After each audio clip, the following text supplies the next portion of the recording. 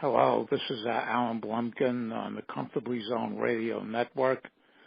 I'm hosting our usual Thursday afternoon old-time baseball and trivia, and my co-host is David Nemec, who has written innumerable baseball books and is an authority on the early history of the game. And we're going to continue our talks about Sweet 16 franchises that are not the Mets, not the Yankees, Dodgers, or Giants, because those are already covered. And today we're going to discuss the Boston Red Sox history. Welcome, David. Thank you, Al. Glad to be here with you again. The Red Sox were one of the charter members of the American League. They came in 1901. And they immediately drew players away from the incumbent Boston, I think, Bean-Eaters at the time. I'm not sure whether that. Yeah. Actually, the Red Sox the first few years. Because the Boston National League ownership were very, very cheap. I don't know if Arthur Soden was still there. He was. He was the one who founded the reserve clause in the 1880s, and he was. Very, very cheap. So the Red Sox became fairly competitive right away, and they won pennants in 1903 and 1904, and they won the World Series in 1903. As most people know, there was no World Series in 1904 because the National League pennant-winning Giants refused to play the American League winner. So there's no series in 1904, and then the Giants ironically, we're in the forefront of establishing the rules. So the World Series every year from 1905 till now, except for 1994, which was canceled by the strike. And some of their players that they had back then, one of them, of course, was Cy Young, who was still very, very good. And in 1904, he pitched the first modern perfect game against the Philadelphia A's, and the last out was Rube Waddle, who was the only Hall of Famer to make the last out in the perfect game.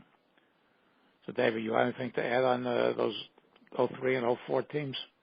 Well, the team was still, I think they were still called the Americans then, and they were playing. Pilgrims? Mm-hmm. Then they became the Pilgrims for a while, and that didn't really catch on. I'm not sure exactly what year they became the Red Sox, but it wasn't until they were still several years deep into their existence. And they played in Huntington Park in Boston. That was the World Series took place. And still in Exposition Park. Yeah, right away they were able to grab supremacy from the Boston National League team very, very early in their existence. And they became the premier Major League Baseball team in Boston.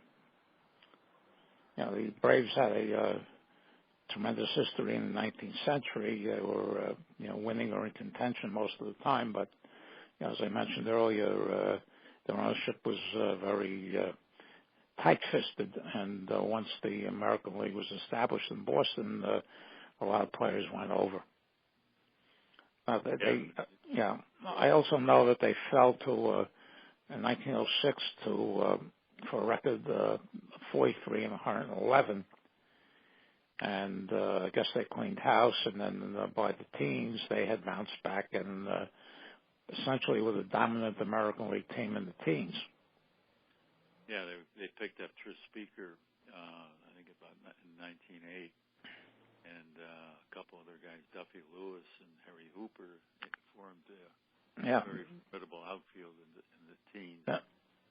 In 1912, they won in 1912, and they beat the Giants in the World Series, which is famous for the last game where it was 8 games because there was a tie, and the last game was when Snodgrass missed the fly ball, and then Matheson, Merkel, and catcher Chief Myers let a foul ball by Tris Speaker fall untouched, and the Speaker then got a hit on the next pitch to drive in the winning run. They were managed by, I believe, Jake Stahl. That Oh, team. 12. Yeah, and then Bill Kerrigan came in. Carrigan came, and Carrigan was there in 1915 and 1916. Player manager, he was there. Yeah. Catcher. And by that time, they had brought in a young pitcher who immediately went to star him by the name of Babe Ruth. Yep. And that really turned the franchise into a very strong team. Yeah. Late teens. But it ended very abruptly after the 1919. Yeah, Ruth. They won the pennant in 18. Yeah, they won the pennant in 18. That was a shortened season because of World War One. Yeah. And they beat the Cubs in the World Series in 15 and 16.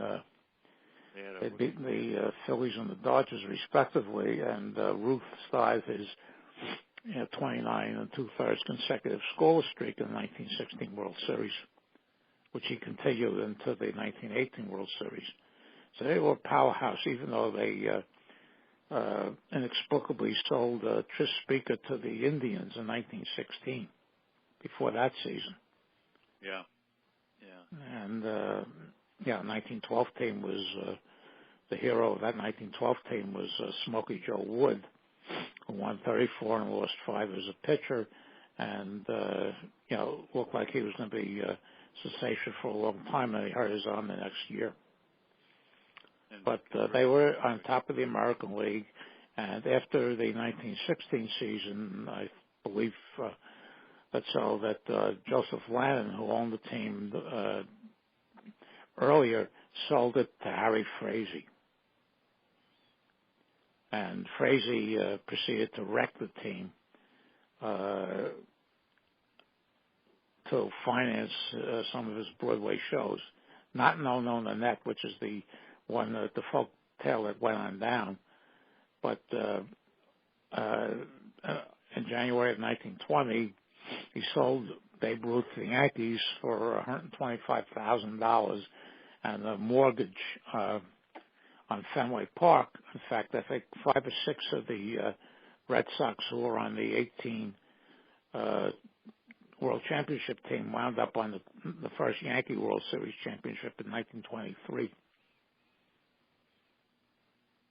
Yeah, the team really dropped off the face of the earth. Yeah, and they supplanted the Philadelphia A's, who were finishing last pretty regularly up to that point. They were perennial cellar dwellers. Yeah, the Red Sox were at the 20s, bottom of the barrel. The 30s. Yeah, they were at the bottom of the barrel during the rest of Frazee's tenure there. And there have been some, revisionists that say, well, it wasn't Harry Frazee's fault. And my attitude, I don't know if you have the same feeling as me, that when he bought them, they were a World Championship team. When he left them, they were the laughing stock of the American League. No, he definitely did decimate the team with his sales, and they made and a couple of very bad trades. I don't know how much he had to do with the trades, but they dealt players like Joe Dugan and are not. Yankees basically used them the way they used the Kansas City A's in the late 50s. Yeah, the Red Sox. They trade their excess off for the Stars, and I think it was almost anybody. Yeah, Joe Bush and Sam Jones and Everett Scott and Panic to Joe Dugan. All of them wound up playing on the Yankees. Yeah, and so they were terrible. Kerrigan, who had managed the 15 team, was player manager at the time. Retired shortly thereafter, dropped out of baseball, but he was. He never took another. Didn't he come back as a manager later on for a very short period of time? Came back. He was there in 25 for one. And it didn't help. Terrible last place teams. Yeah, didn't help at all. His fault. There was nothing anybody could have done with the kind of talent they were fielding every year. So Frazee wound up selling it to a group headed by this man, Robert Quinn, who couldn't bring them out of the doldrums, And then in, I think 1932, they were another team that won 40 games. And then they sold the team to Tom Yorkie. And Yorkie proceeded to buy a swarm of talent from Philadelphia A's. Yeah, he got Fox and Grove from them. Grove. And the Red Sox became a very, very strong team. By the mid-30s, they were already in contention. And by the late 30s, they were virtually the only contending team, except for the Yankees, who dominated every year. Well, in 1939, they brought up this kid outfielder from Minneapolis San Diego, named Ted Williams. Yeah. Who turned out to be a fairly good ball player. He was joined by Bobby Doerr. Yeah. That heralded a whole new era for the Red Sox when they were post-war era, because during the war years. But Dominic DiMaggio came, I think, in 40, and Johnny Pesky came up in 1941, I think.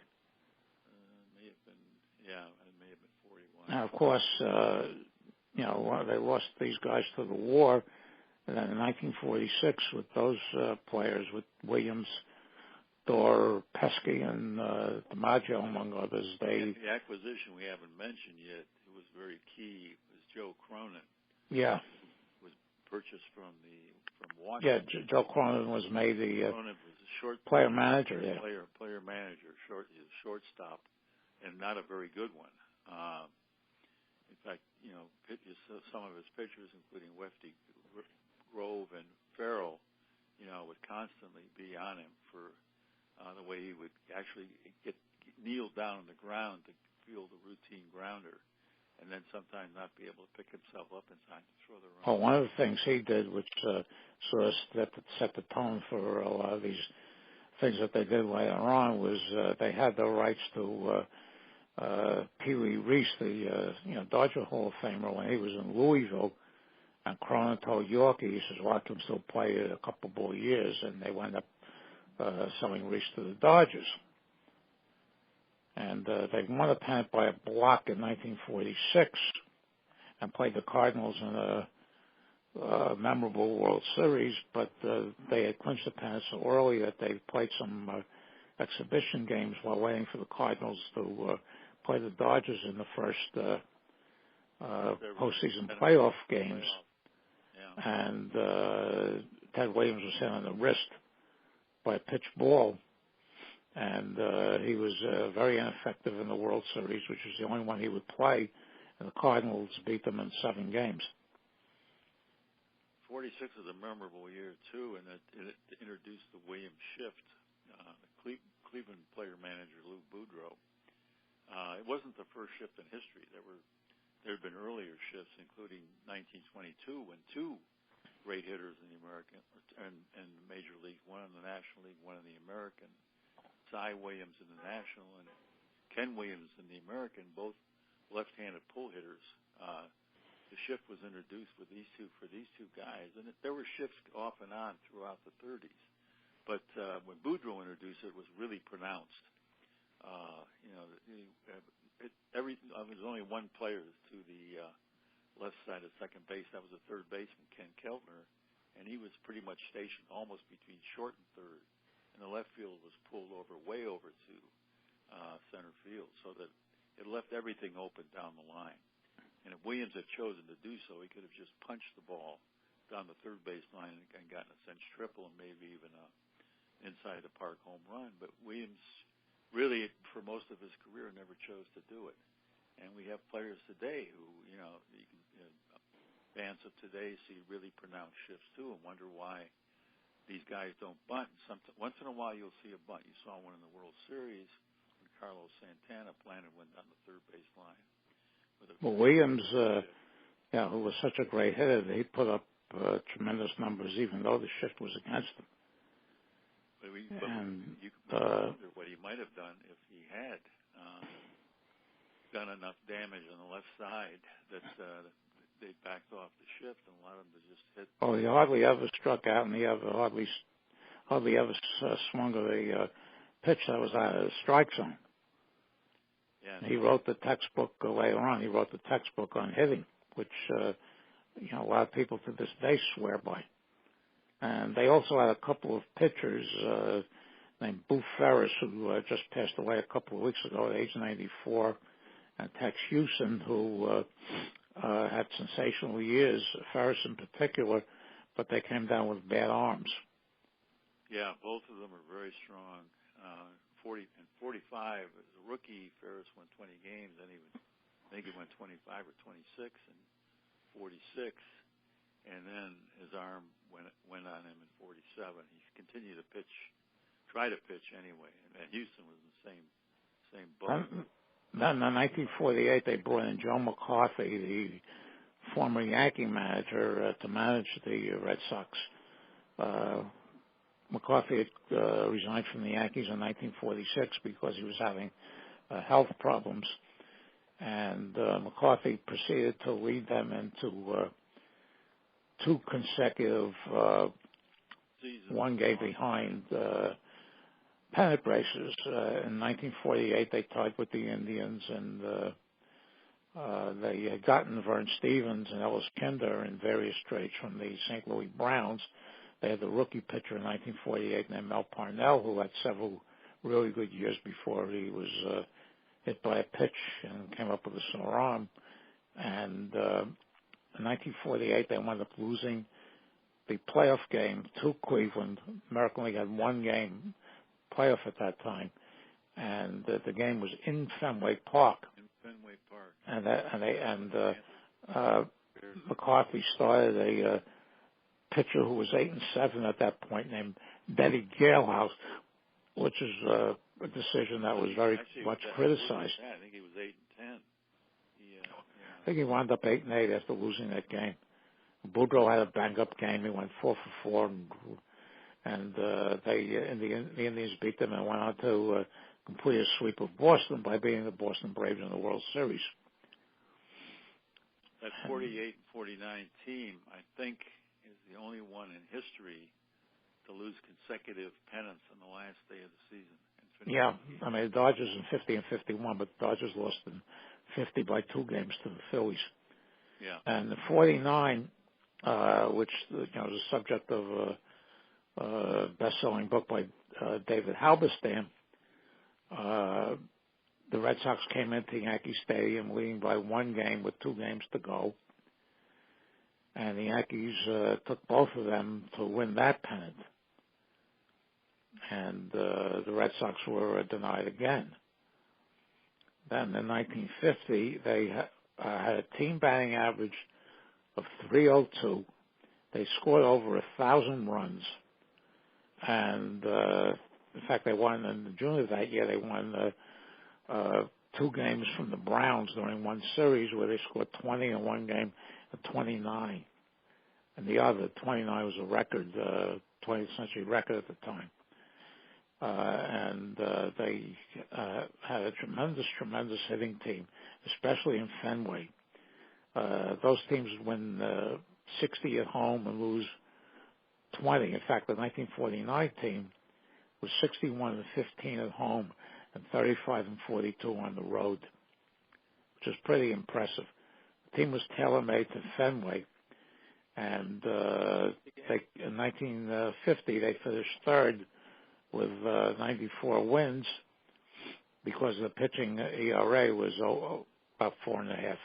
Those teams that they had during that era always had tremendous hitting, especially when Ted Williams was there, and the pitching always left a lot to be desired. Yeah. Then, the team started to age. Don DiMaggio retired. Bobby Dorr retired. Vern Stevens was traded to the White Sox. Pesky went to Detroit in a big trade, and the team really sunk through most of the 50s, rest of the 50s and the early 60s.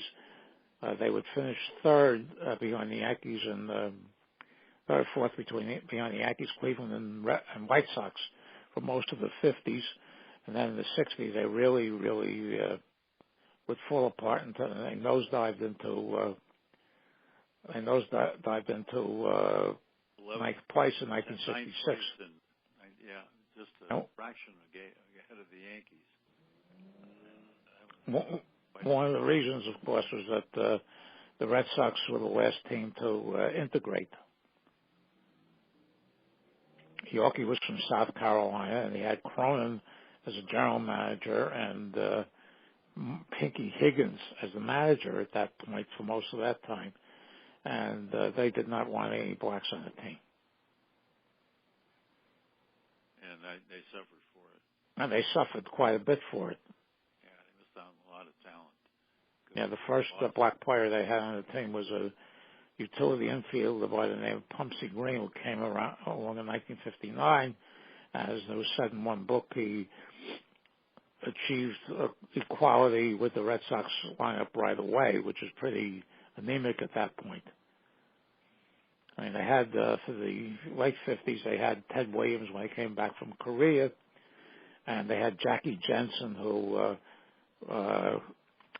won the Most Valuable Player Award in 1958 and led the league in RBIs 3 times. But Jensen had a big problem. He retired after 1959 because of his fear of flying. Sat out 1960 and came back in 1961 for a final year, and he retired for good after that season. Yeah, he was. But the team really wasn't very good for most of that period of time until the miracle of 1967, what they refer to up there as the impossible dream. But the guy that they counted on to really revive things was young power hitter named Tony Conigliaro. Oh yeah. Came on, going, all out, gunning balls over the wall in left field, almost from the get-go when he joined the Red Sox, and then Conigliaro suffered a terrible beating, and did come back for 1 year with a decent year, but then after that became a mere shadow of what he had been in his first couple of seasons, and he was joined for a while by his brother too, but his brother never became the ball player he was. And both they also, and when what happened was in 1967, they brought in Dick Williams as manager, and Williams, who had come up through the Dodger system and played with a variety of teams as a utility player, was managing Toronto in the International League, which was affiliated with the Red Sox at that point. And they brought him in as manager in 1967, and he instilled a lot of discipline into the team, which they had lacked for quite a number of years before. And in 1967, they came in from ninth place, and they wound up winning the pennant by beating Minnesota the last 2 games of the regular season. But Carl Yastrzemski went either 6 or 7 for 8, and drove in a bunch of runs in those 2 games. And Williams had retired after 1960. He was 42 at the point, and still could probably hit. If there had been a DH around in those days, he probably could have hung around a few years just doing that. But the 67 team had really no lasting power, basically because in the winter, the ace of their staff, Jim Lomborg, decided to go skiing. And he ripped his knee up. And he was never really the same after that. So they fell into the semi-doldrums for a number of years.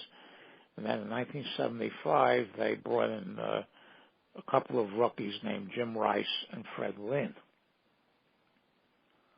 And Louis Tiant, who they picked up off the reclamation table and from the Twins at that point, became the ace of the pitching staff. And they won the AL East in 1975, and then beat the A's in the championship series, and went on to lose to the Big Red Machine in the 1975 World Series, which of course is basically noted for the Carlton Fisk home run, which was in the sixth game and not the seventh game. It did not decide the World Series. All it did was force a seventh game, which they proceeded to go and lose. Well, Then they led the seventh game. They were leading in the seventh game. Yeah, they were leading. Then they brought in started a pitcher named Jim Burton, who may not have ever pitched. I think he made one major league appearance after losing that game. And they went back into the for a couple of years, and then in 1978 they had Don Zimmer as the manager, and they tied the Yankees for the division. Actually, the Yankees tied them because the Yankees. Yeah, the Red Sox 14-game lead at one point. Yeah. The season looked to be over by Labor Day, and then the Red Sox did a fold, and the Yankees came on very strong, and it came down to a one-game playoff for the for the division, and the Yankees won it. And that was the last. That was known as the Bucky Dent game. Yeah. Where the Yankees pulled a lot of magic out, and they won that game, and then went on to win the LCS against the Royals and the World Series against the Dodgers. And then they were competitive for most of the time after that, and they finally regrouped in 1986 with the Roger Clemens, and Jim Rice was still there. When free agency came into effect in 1976, they had a problem because an agent named Jerry Kapstein handled Fred Lynn, Carlton Fisk, and the regular shortstop Jim Burleson. Rick Burleson, thank you. And they didn't sign till late in the season, and there was a rift created on the club because of that. And they wound up trading all three of them later on. But in 1986, they had built themselves back up with Jim Rice and Dwight Evans in right field, and they won the pennant by beating the Angels in a 7-game LCS, which was almost as memorable as the one that the Mets had with the Houston Astros that season. And then everybody knows they took a couple of runs lead, a 2-run lead into the bottom of the ninth of Game 6 in the World Series and against the Mets, and all they had to do was close it out, and they couldn't. Yeah. And then the Mets beat them 2 days later because the original date for the 7th game had been rained out. The Mets closed them out 2 days later. They blew another lead, and the Yankees had beaten them in the Mets had beaten them in the World Series 4-3. What's ironic is that in 1967, 1975, and 1986, the Red Sox played the National League teams with the best overall record in those decades. I didn't realize that. Yeah, 67 Cardinals, 75 Reds, and the 86 Mets. And what happened after that is the Red Sox made a couple of LCS appearances against the A's in 1988 and 1990, and they lost both of those. And then that team started to fade. Rice retired. Clemens played as free agency, had a couple of mediocre years, the last couple of years with them, and went to Toronto, and they regrouped, and they came back and took the Yankees to a 95. They won. They won their division. They won the division. 95 was the first year of the 3 divisions. Yeah. And then they ended up playing Cleveland. Yeah. Best record in the major leagues. And Cleveland swept them 3 games to zip. But Cleveland then lost to the Atlanta. Braves. That was the Braves first World Series win. They were, of course, originally the Boston Braves. No, that was the second because they won in Milwaukee in 1957. Well, it was the first one in Atlanta. In Atlanta. They'd won in Milwaukee. They won in Boston. Yeah, they won in 1914 in Boston. 48, and they won in Milwaukee 9 years later, and again 10 years later in 57, 58, and then they won. The Atlanta finally broke through. And the Atlanta team had played in a number of postseason. Well, the only thing you heard out of Boston after, especially after the 2003 LCS, it was the game that the manager, Greg Little, apparently left Pedro Martinez in for too long, and the Yankees wanted the deciding game of the LCS, home run by Aaron Boone, and that's all you heard was the curse of Babe Ruth, that the Red Sox were totally jinxed ever since they had sold Babe Ruth to the Yankees, and they were never going to win a World Series. Well, in 2004, they became the first team ever to, in baseball history, ever to overcome a 3-0 lead in a series. This is the League Championship Series against the Yankees. They came back and won 4 straight to give them the pennant in 2004 under manager Terry Francona, and they wound up beating the Cardinals fairly easily in that World Series, and they wound up breaking an 86-year jinx of not winning the World Series. And there were a ton of books that came out on that series after that season, and one of them was titled "Now I Can Die in Peace." Yeah, and since then, of course, they've been. In fact, two more World Series, and they've been in contention. But they've also had some pretty bad seasons where they finished in the cellar in their division. Yeah, they won under Francona in 2007 and swept the Rockies in the World Series 4-0, and they won in 2013, beating the Cardinals in that World Series under John Farrell. And you're right, they haven't hesitated to spend money, some of it good, some of it bad. The bad is Pedro Sandoval. Good, because they're I think now they're sitting. They probably have to be considered the favorite in the American League next year. Yeah, they've been swept in the division. They've been in Fenway Park since 1912, and any time there's been agitation to replace it with a modern facility, that always gets voted down. So they still play in it. It's when you're sitting out in the center field or sitting in some other seats, it's not exactly the best view of the game, but they constantly sell out, and they constantly the people really love the team, and they put up with it. The ballpark. Yeah, if you look at home road breakdowns on some of the old-time Red Sox hitters, you're going to find an awful lot of skewing by most of the hitters. Williams did not have that problem.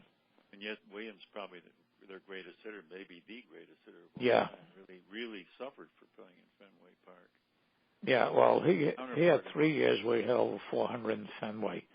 1941, 1957, where he hit 388 and won his fifth batting title at the age of 39. And 1951, where he hit over 400 in Fenway, hit about 230 on the road. And the reason I think is that he had broken his elbow in the All-Star game in 1950, and when he came back, I guess it wasn't really fully healed, that he adjusted his swing to hit in Fenway because he was playing 77 games there. And so he sacrificed the road. And then when he came back from the service in Korea, resumed his career, he went back to hitting in all places. So that differential in 51. That differential was an aberration. Well, it might be the greatest of all time from Yeah. home and road performance. Of course, you got I can't think of a bigger. yeah. All he said is that when Fred Lynn decided to force a trade to the Angels, he was an over 360 hitter, a lifetime at Fenway at that point. And I said, this guy's going to fall down a whole bunch of points because he's leaving Fenway, and that's exactly what happened. So a lot of these guys really had skewed numbers hitting in Fenway Park, but that's the way it's played. There have been several left-handed pitchers like Mel Parnell, John Tudor that have had success pitching there, but not there. The list is not very long. Well, you got Ruth Grove. Grove Yeah. Very successful in Fenway. And so it is, and a lot of the. Now we have David Price. Maybe remains to be seen, really, how well he's going to do. Yeah, he's not too good in the postseason, but they have a bright future. They have a lot of young, hustling players, good players such as Mookie Betts coming to the team. They have a veteran named Dustin Pedroia at second base, who's a terrific ball player, and the management is not hesitant to spend money to improve the ball club. So with that, coupled with the uniqueness of Fenway Park, makes them a very, very admired team, and a team that everybody likes to see, whether or not you root for them or against them. Yeah, they're a big draw on the road. And, they have a history. They have one of the real odd things about them is from 1931, 1939, when Ted Williams came up through 1980, Jim Rice's retirement, they had just three left fielders. It was Ted Williams, Carl Yastrzemski, and Jim Rice, all of whom are in the Hall of Fame. And they have had a very, very rich and interesting history. And I hope that people will take the time to listen to this podcast, and maybe they can pick up a thing or three. Yeah, I think they will, and they could do a lot on their own by reading a Red Sox history, and there's several pretty good ones out there. And it is. Yeah, can you recommend any? The original Red Sox history. I can't remember, what is it, Harold Kazi who wrote it? Keaese, I think he spelled his name. Yeah. That was part of the Putnam series, yeah. When I was a kid, and I found all those team bios. Yeah, they a couple of years ago they reissued all of them in paperback. That was a good move. Yeah. Very good books. I should take those out of the library as fast as they came in. And they were really terrific on the history of these teams up through the late 40s and early 50s. Yeah. Well, anyway, we're going to take a hiatus for a couple of weeks until the holidays are over. I want to thank David for coming on and doing this podcast. And I hope you enjoy it, and we'll see you after the new year. Okay, signing off. Good night, everybody. Have a happy and healthy holiday season. Bye-bye.